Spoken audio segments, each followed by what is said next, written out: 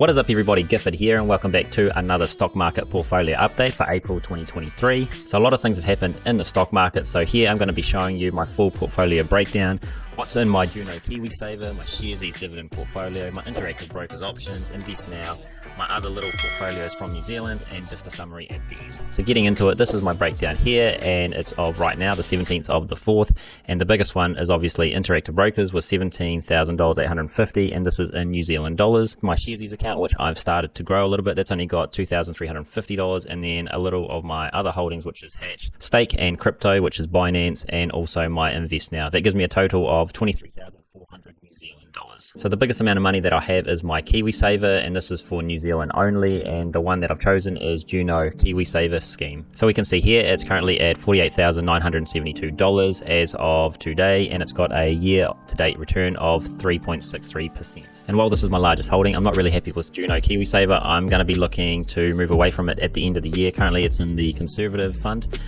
What I'm not happy about is basically the $20 fee that I'm having to pay each month, $240, and over the last year it's actually given me negative returns. So last year in 2022, and that's just not good enough for the amount of money to pay with these negative returns. So I'm looking to move out of this here. And I know we're in a down market and I should just probably hold long term, but I know there's other providers that have lower fees and also only getting 3.63%. I can actually get better than this, so I want to put my money more to use, and this is a considerable chunk of my stock market investing at the moment. So moving on, this brings me to my Sharesies Dividend Portfolio. This is just a new strategy that I've started this year to sort of diversify a little bit more and stop going so risky that I have been in my previous videos if you've been watching me. So one of my first goals for this portfolio is that the dividends actually pay for the $3 plan per month that this is on.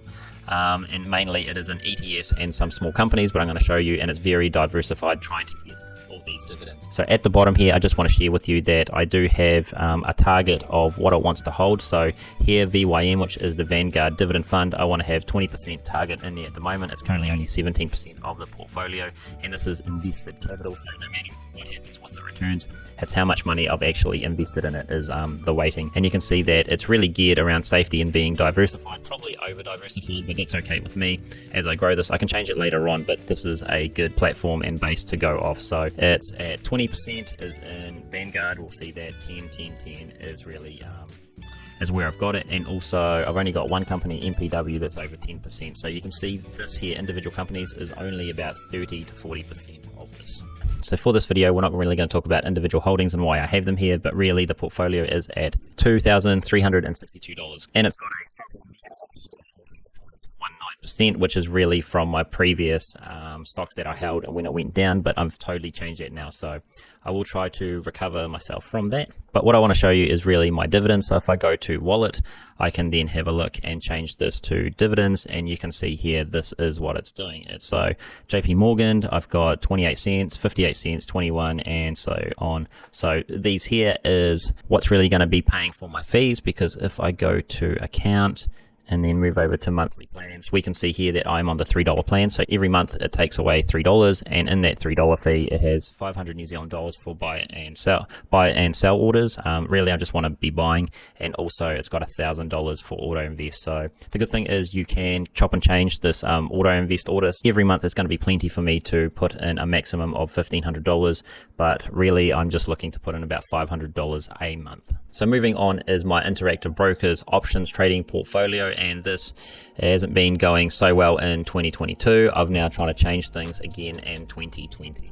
And for this portfolio, what I'm going to try to do now is target my 20% return per year, which I know is pretty hard to get. Only the world class investors can get that, but hey, why not try to go for something really big here? Not as big as last time, obviously, because that was pretty much full on gambling, but let's try to aim for 20%. I think I can do that, but we'll see how it goes for the remainder of the year. And I'm only using $3,000 of capital, which means that 20% of that is $600. Therefore, if we get $600 divided by 52 weeks, really we break it down and it's only about $11.50 weekly that I need to get from options trading. So a totally different strategy this year. And then scale that to 10 times the amount. So start with 3,000 and then a capital of 30,000. So 10 times, then it'll be $6,000, and then I'll be getting $115 a week USD, which is closer to about 150 or over 150 New Zealand dollars, which will be really good once I can actually pull the strategy off. But as I say, let's just work on it small and try to build it up from there because of what's happened in the past. And over here on the side has just been showing you what I've actually gotten once I've closed the deal. So this is once I've opened up the options and then I've then closed them or they have expired, how much money I've gotten out of it. And this is one of the reasons why I kind of stepped away from YouTube for a number of weeks, probably a month, and just to concentrate on this, to really focus, read a lot of books and understanding a little bit more about my options to make sure that I can get some gains this year. So you can see here, week 1 of 2023, I wasn't really doing that great, and it got even worse because at week 4, so the end of January, I took a bit of a hit for $849. This is because really, and then the next one in week 5, $350. This is because I strayed away from the strategy again, going really too hard into growth stocks. Yeah, so not that great. And then I kind of pulled it back a bit, following more of my strategy, and then we got some better gains out here. So 300, 100, 280, and a little bit better here. But as I say, some weeks I'm totally okay with getting $0 while I wait for the other income premiums to come through. So let's now move on to my lower holdings. This is $1,669. Now I don't really touch this, so all of this money is basically into USF 500. So smart shares, the good thing about smart shares is it's just a fully diversified US 500 stocks in the stock market. And with InvestNow, you have to put a minimum of $250, but the fees are really minimal. So if you are just into index investing, they've got plenty there to choose from. They also have Kiwisaver funds in there as well. But if you don't want to do DIY or have to think about trading or anything like that, and you just want to put money into this sort of weekly with a minimum of 250 New Zealand dollars per transaction, then you can do this through here.